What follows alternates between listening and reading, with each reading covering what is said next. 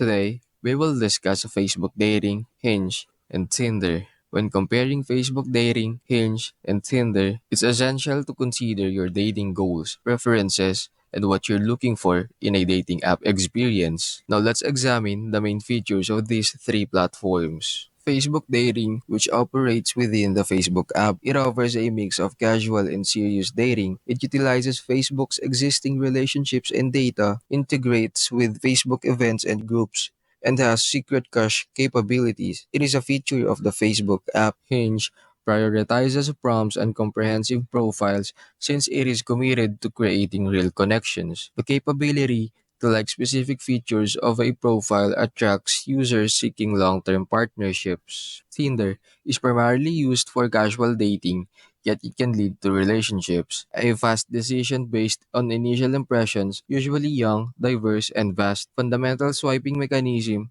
plenty of potential matches. All in all, with user interfaces tailored for smartphones, they are all primarily made for mobile devices. They use a system in which users show interest in one another's profiles, which results in matches. All apps provide a messaging system for users to communicate after matching.